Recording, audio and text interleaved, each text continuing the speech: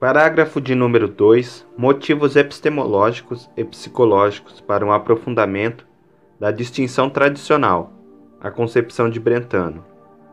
Recentemente, grandes esforços foram feitos para modificar e aprofundar adequadamente as definições visivelmente grosseiras e vagas de Locke.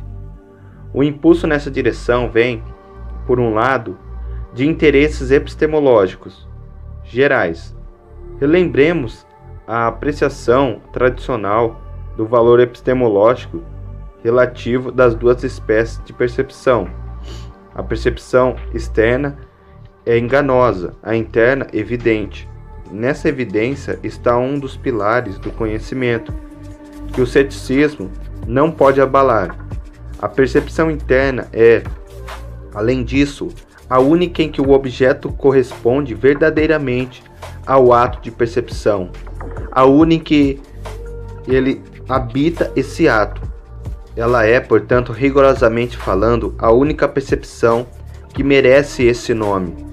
No interesse da teoria da percepção, era preciso, portanto, investigar com maior exatidão a essência da percepção interna, contrapondo a percepção externa. Por outro lado, entraram em jogo interesses psicológicos.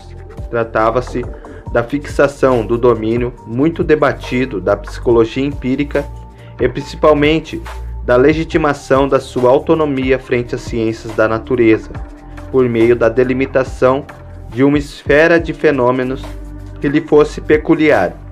A própria posição epistemológica que se costumava atribuir à psicologia, a de ser a ciência filosófica fundamental, exigiu uma definição dos seus objetos que, do ponto de vista epistemológico, fosse tão descomprometida quanto possível, que não tratasse, portanto, as realidades transcendentes e, sobretudo, as realidades de espécies tão controvertidas como alma e corpo, como se fossem dados evidentes. A classificação das percepções de Locke fazia exatamente essa pressuposição e, portanto, não estava apta de imediato e, sem dúvida, também não tinha sido feita para isso, a servir de fundamento para uma definição da psicologia e a satisfazer os interesses mencionados. De resto, é bem claro que, como foi a distinção feita previamente entre coisas corpóreas e espirituais, que serviu de fundamento para instituir uma distinção entre as percepções, essa última não pode ser usada, por sua vez, para dar um fundamento à distinção entre a ciência dos fenômenos corpóreos e a ciência dos fenômenos espirituais. Seria diferente se, conservando a extensão das classes, conseguíssemos encontrar características puramente descritivas para diferenciar as percepções ou para diferenciar os fenômenos corpóreos e psíquicos a elas correspondentes, ou seja, características que não exigissem nenhuma espécie de pressupostos epistemológicos. Aqui, um caminho viável parecia ter sido aberto pela reflexão cartesiana sobre a dúvida, em virtude do caráter epistemológico da percepção interna, nela salientado.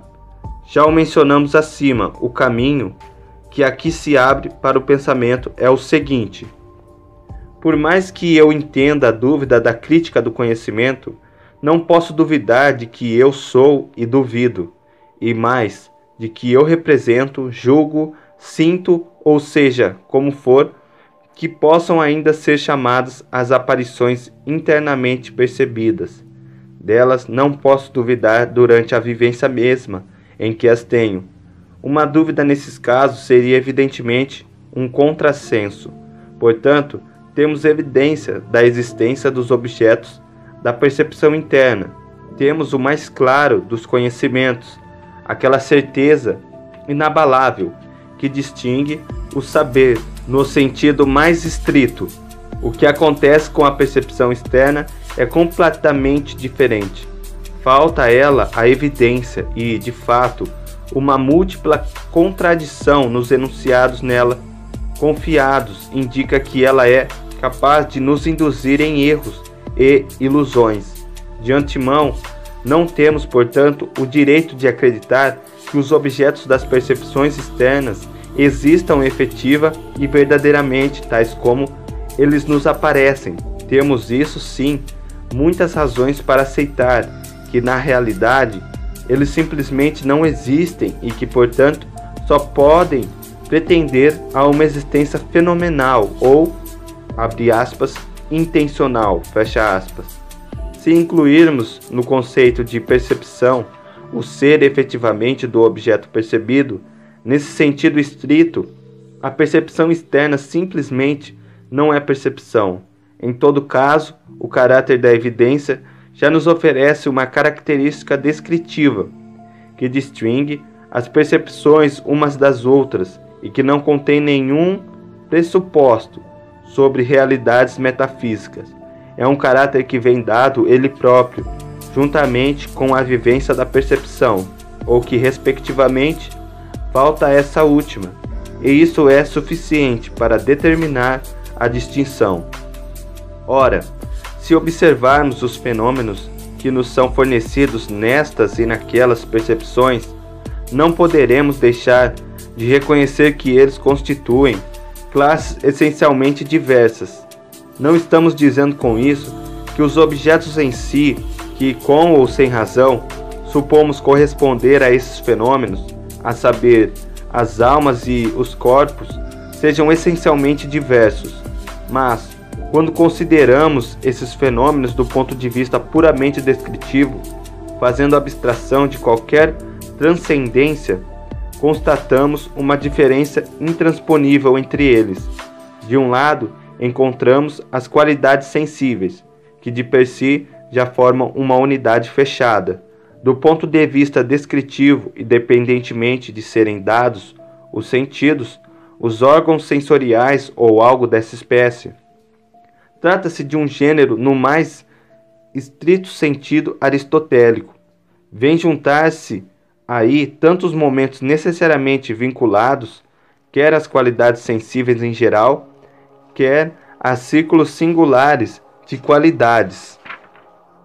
Aqui também espécies estritamente aristotélicas, como, ao contrário, momentos que, por seu lado, pressupõem necessariamente qualidades e que só, quando unidos a elas, podem tornar-se um ser concreto.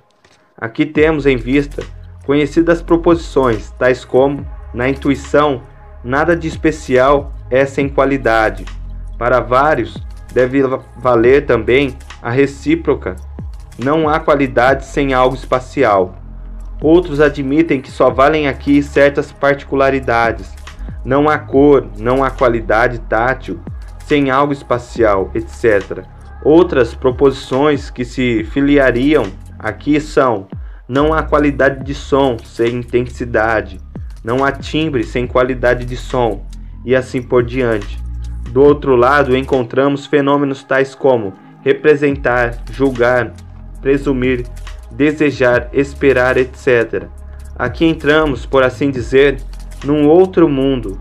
Esses fenômenos podem ter relações com o sensível, mas eles próprios são, abre aspas, incomparáveis, fecha aspas, com o sensível. Mais precisamente, eles não são do mesmo e único, genuíno gênero. Uma vez que se tenha elucidado a unidade descritiva e dessa classe de fenômenos por meio de exemplos, encontraremos também, se prestarmos a devida atenção, uma característica positiva que os distingue, a saber, a característica da, abre aspas, inexistência intencional, fecha aspas. Naturalmente, a diferença descritiva anterior entre percepções internas e externas pode servir ainda para que uma distinção semelhante seja feita entre as duas classes de fenômenos. Estaremos dando uma boa definição ao dizer agora: os fenômenos psíquicos são fenômenos da percepção interna e os físicos são os da percepção externa. Desta maneira, uma análise mais precisa das duas espécies de percepções parece conduzir não somente a uma caracterização descritiva e epistemologicamente relevante dessas espécies, mas ainda há uma divisão fundamental, também descritiva, desses fenômenos em duas classes: a classe dos fenômenos físicos e a dos fenômenos psíquicos. Ao mesmo tempo, foi alcançada, ao que parece, a meta de uma definição da psicologia e da ciência natural, definição esta que é metafisicamente descomprometida, orientada não por presumíveis dados do mundo transcendente, mas pelos verdadeiros dados dos fenômenos. Os fenômenos físicos já não são mais definidos em termos de aparições que provêm da ação dos corpos sobre nossa alma por meio dos órgãos dos sentidos. E os fenômenos psíquicos também não são mais definidos em termos de aparições que são encontradas na percepção das atividades de nossa alma. Dos dois lados, o que é decisivo agora é unicamente o caráter descritivo dos fenômenos, tais como os vivemos. Por conseguinte, a psicologia pode agora ser definida como a ciência das aparições psíquicas e a ciência natural como a ciência das aparições físicas. No entanto, para corresponder efetivamente ao estado atual destas ciências, as definições dadas precisam ser submetidas a certas restrições que nos remetem a hipóteses explicativas metafísicas, mas remetem a elas apenas enquanto hipóteses explicativas, ao passo que os fenômenos continuam a aparecer nas suas diferenças descritivas como os verdadeiros pontos de partida e como os verdadeiros objetos a explicar. É sobretudo a definição da ciência natural que precisa de determinações restritivas, pois ela não trata de todos os fenômenos físicos. Ela não trata dos fenômenos da fantasia, mas tão somente daqueles que surgem na sensação. E mesmo para estes, ela só estabelece leis na medida em que eles dependem da excitação física dos órgãos dos sentidos.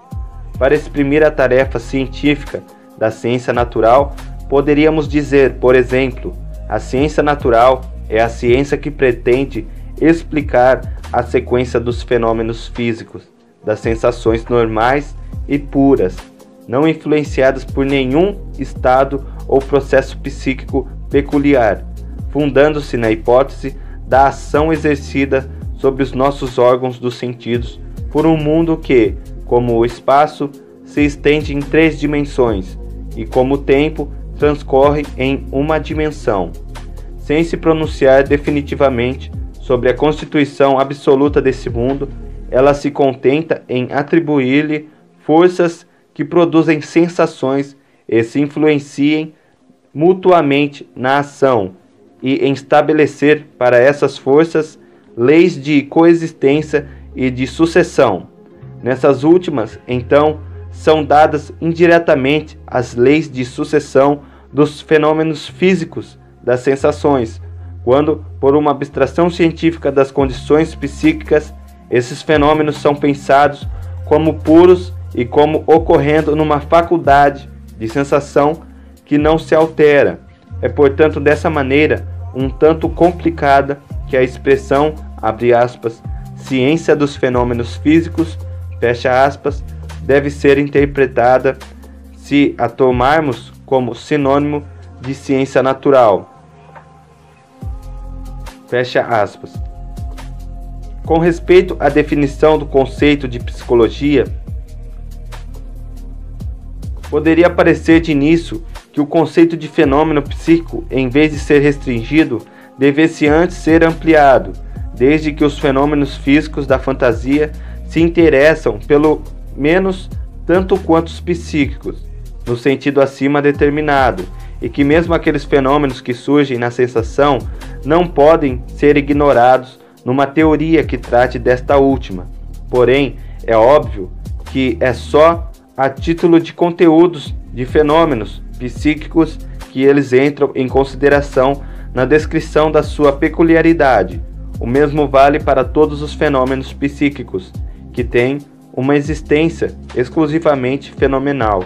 Como objeto próprio da psicologia, teremos que considerar os fenômenos psíquicos apenas no sentido de estados reais, e é exclusivamente com respeito a eles que dizemos que a psicologia é a ciência dos fenômenos psíquicos. Fecha aspas.